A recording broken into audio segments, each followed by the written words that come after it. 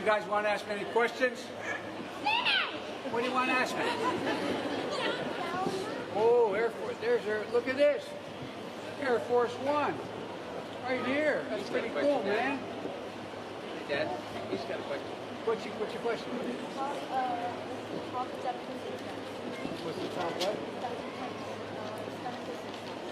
What's the top success? Or making sure that we don't all have COVID. What are you talking about? It's a success. Like, what's the key to success? So what's the key to success? You know what I found out the key to success is? And I'm not sure I'm the best guy to explain it. These guys can tell you. The key to success is whenever you disagree with someone, it's okay to question their judgment, whether they're right or wrong. But it's never okay to question their motive.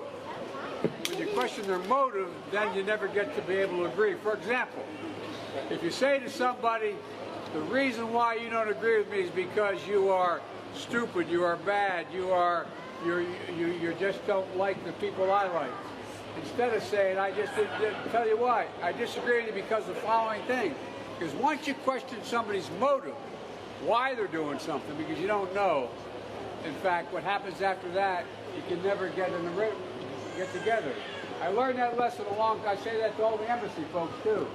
I learned that a long time ago. There was a guy named Jesse Helms from South Carolina, North Carolina.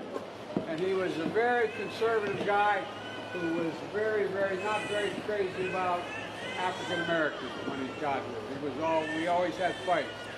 And one day, I was going into the United States Senate, and Jesse Helms was out on the floor of the Senate saying some terrible things about Ted Kennedy and Bob Dole, the Republican leader, who both had introduced a bill for making sure people with disabilities have access, curb cuts, access to buses, all these things.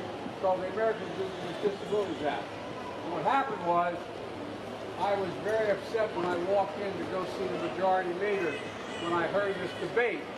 And unfortunately, I was more afraid of the majority leader being late than I was to go and talk. I walked in, and I guess I looked like I was angry.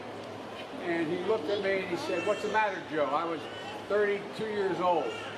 And I said, and I went on about Jesse Helms, that he had no social redeeming value. How could he possibly say things like that? I couldn't believe it.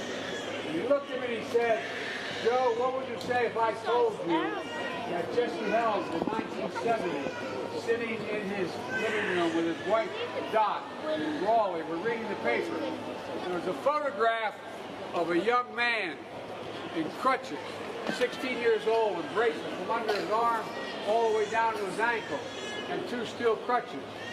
And I said, "What would you?" It was an advertisement for an orphanage.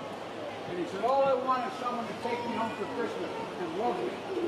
So what would you say, Joe, if I told you they adopted that young man? I said, "I feel foolish." They did adopt him. They did adopt him.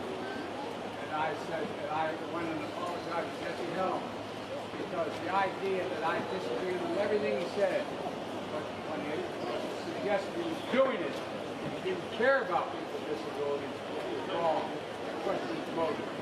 Never did that again. That's a long answer to a real question.